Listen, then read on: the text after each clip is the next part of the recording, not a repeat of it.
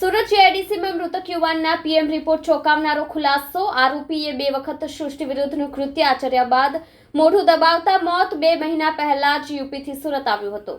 સુરતના સચિન જીઆઈડીસી વિસ્તારમાં એક અઠવાડિયા અગાઉ જાડી ઝાંખરામાંથી એક અજાણ્યા યુવકની નગ્ન હાલતમાં લાશ મળી આવી હતી। મૃતદેહ જોઈ પોલીસને શંકા થઈ અને પોસ્ટમોર્ટમ કરાવવા આવ્યો। જો કે મૃતદેહનો પોસ્ટમોર્ટમ કરાવતા ચોંકાવનારો ખુલાસો થયો હતો। યુવક સાથે 2 વખત સૃષ્ટિ વિરુદ્ધના કૃત્ય આચરવામાં આવ્યા હતા। જો કે પોલીસે તપાસ હાથ ધરી વિવિધ સીસીટીવી ફૂટેજ ચેક કર્યા અને આરોપીની ઓળખ થતાં જ તરત તેની ધરપકડ કરી હતી। સીસીટીવી ફૂટેજના આધારે દિનેશ સાથે એક શખ્સ પણ જોવા મળ્યો, જેના પરથી તેની વેદપ્રકાશ ઉર્ફે લક્ષ્મી કુશવાહાની ઓળખ થઈ। પોલીસ તપાસમાં જાણવા મળ્યું કે વેદપ્રકાશ અને દિનેશ વચ્ચે મિત્રતા થઈ હતી અને આરોપી તેને સચિન જીઆઈડીસી નજીક જાડી ઝાંખરામાં લઈ ગયો હતો। પોલીસના જણાવ્યા અનુસાર બંને વચ્ચે 2 વખત સૃષ્ટિ વિરુદ્ધના કૃત્ય આચરાયા હતા। ત્યારબાદ જ્યારે ત્રીજી વાર તે કૃત્ય કરી રહ્યો હતો ત્યારે તેણે દિનેશનું મોઢું દબાવ્યું, જેના કારણે દિનેશનું મોત નીપજ્યું। સચિન જીઆઈડીસી પોલીસે આરોપી વિરુદ્ધ આઈપીસીની વિવિધ કલમો હેઠળ ગુનો નોંધ્યો છે। એસીપી નીરવ ગોહિલના જણાવ્યા મુજબ શરૂઆતમાં મૃતક નગ્ન હાલતમાં મળતા શંકા ઉઠી હતી।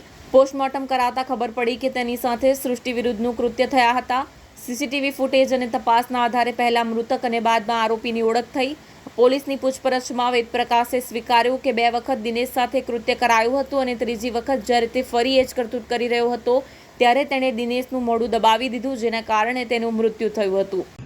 સચિન જીઆઈડીસી પોલીસ સ્ટેશનમાં એક અનનેચરલ ડેથ બાબતે એક અકસ્માત મોતનો કેસ દાખલ થયેલો હતો, જેમાં જેનું અનનેચરલ ડેથ થયેલું હતું એ આઈડેન્ટિફાય થયેલો નહોતો, એટલે એ અનુસંધાને તપાસ ચાલુ હતી।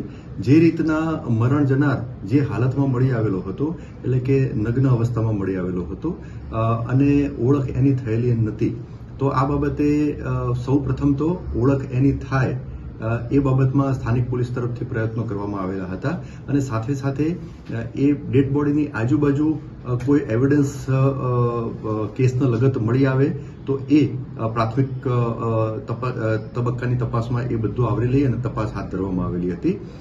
સાથે સાથે મરણ જનારનું પોસ્ટમોર્ટમ પણ કરવામાં આવેલું હતું। પોસ્ટમોર્ટમ દરમિયાન એનું જે મોતનું કારણ હતું એ શ્વાસ રૂંધાઈ જવાના કારણે મોત થયેલું હતું એવું આવેલું હતું, જેથી આ જે ડેથ જે હતું એ શંકાસ્પદ જણાઈ આવેલું હતું, કારણ કે મરણ જનારની જે ડેડ બોડીની પોઝિશન અને કોઝ ઓફ ડેથ આ બંને વિગતો ધ્યાને લેતા ત્યારબાદ સ્થાનિક પોલીસ સ્ટેશન તરફથી સૌ પ્રથમ તો મરણ જનારની ઓળખ માટે ખૂબ જ બહુ ઊંડાણપૂર્વક તપાસ કરવામાં આવી। હ્યુમન સોર્સ મારફતે અલગ અલગ માહિતી મેળવવામાં આવી। સીસીટીવી કેમેરા ચેક કરવામાં આવે। સીસીટીવી કેમેરામાં આ જે મરણ જનારની એની મુવમેન્ટ જણાઈ આવેલી અને એ સાથે જ મરણ જનારનો ડેડ બોડી જે છે એ આઈડેન્ટિફાય થઈ ગયેલી અને મરણ જનારનું નામ દિનેશ રામદાસ યાદવ એ સચિન જીઆઈડીસી વિસ્તારમાં અને આસપાસ વિસ્તારમાં રખડતો ભટકતો હતો અને છૂટક મજૂરીનું કામ કરતો હતો એવું તપાસ દરમિયાન જણાઈ આવેલું હતું અને મૂળ એ યુપીનો રહેવાસી હતો। મરણ જનારની ઓળખ થયા પછી મરણ જનારના જે સગા સંબંધી જે છે જે યુપીમાં રહેતા તો એમનો સંપર્ક કરવામાં આવ્યો અને એમની પાસેથી પ્રાથમિક વિગતો મેળવવામાં આવી। તો એમાં જણાઈ આવ્યું કે લગભગ 20-25 દિવસ પહેલા જ આ મરણ જનાર યુપીમાંથી અહીંયા આવેલો હતો। એના પહેલા પણ એ ઘણા લગભગ 3-4 વર્ષથી અહીંયા આ વિસ્તારમાં રહેતો હતો। ત્યારબાદ જે રીતની મેં આપને વાત કરી કે કોઝ ઓફ ડેથ શ્વાસ રૂંધાવાના કારણે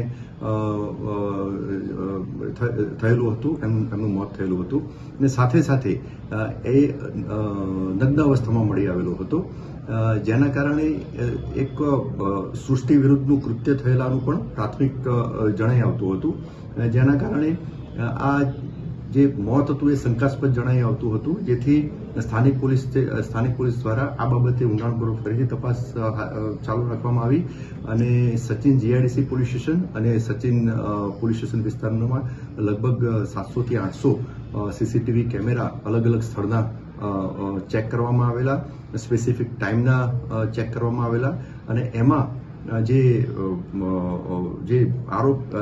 મરણ જનારની અને આરોપીની મુવમેન્ટ એમાં ઝીરો ડાઉન કરવામાં આવેલી હતી। એના પછી સાથે સાથે જે મરણ જનારના સગા સંબંધીઓ હતા એમની પાસેથી પણ પ્રાથમિક તપાસ મેળવવામાં આવી, એમાં પણ તપાસનો મદદરૂપ થાય એવી માહિતી મળેલી હતી, જે આધારે આ અકસ્માત મોતની તપાસ દરમિયાન આ મરણ જનારનું મર્ડર થયેલાની હકીકત જણાઈ આવતા આ જે મરણ જનારના બ્રધર મિથિલેશ રામદાસ યાદવ એમની ફરિયાદ લઈ અને સચિન જીઆઈડીસી પોલીસ સ્ટેશનમાં મર્ડરનો ગુનો દાખલ કરવામાં આવેલો હતો. એમાં જે ફરિયાદમાં આરોપીનું નામ જે છે એ વેદ પ્રકાશ ઉર્ફે લક્ષ્મી કુશવાહા કરી આરોપી જે છે એ એના વિરુદ્ધમાં ગુનો દાખલ કરવામાં આવેલો હતો. ગુનાની તપાસ દરમિયાન આરોપી મળી આવેલ છે અને ગુનાની તપાસ દરમિયાન પૂરતા પુરાવા એકત્રિત થયેલ છે, જેના કારણે આરોપીની ધરપકડ પણ કરવામાં આવેલી છે. આરોપીની પૂછપરછમાં અને તપાસ દરમિયાન એકત્રિત થયેલ પુરાવા આધારે જે તપાસમાં હકીકત ડિસ્ક્લોઝ થઈ છે, તો એ આધારે આરોપી અને મરણ જનાર એ જે આ બનાવ બન્યો એટલે 28 તારીખે આ મર્ડરનો બનાવ બન્યો. એ વખતે સવારથી આ બંને જોડે હતા અને આ જે મરણ જનાર જે છે એની સાથે આરોપીએ જાતીય સંબંધ પણ બાંધેલો હતો અને એના પછી જ એનું મોઢું દબાવી અને એનું મર્ડર કરેલું હતું. વધુમાં તપાસ દરમિયાન એવી પણ હકીકત જણાઈ આવેલી છે કે આરોપી સચિન જીઆઈડીસી અને કડોદરા જીઆઈડીસી પોલીસ સ્ટેશનના કુલ 7 અલગ અલગ પ્રકારના ગુનામાં સંડોવાયેલો છે અને હમણાં લગભગ 2 મહિના પહેલા જ આરોપી એ લાજપોર જેલમાંથી છૂટેલો છે. છેલ્લા લગભગ સવા બે વર્ષથી એ લાજપોર જેલમાં હતો. આ આરોપી વિરુદ્ધમાં લૂંટ અને સચિન જીઆઈડીસીમાં કેમિકલ કાંડનો પણ એક બનાવ 2 વર્ષ પહેલા બનેલો. એની સાથે બીજા પણ ગુનાઓમાં આરોપી સંડોવાયેલો હતો. હાલ ગુનાની તપાસ ચાલુ છે.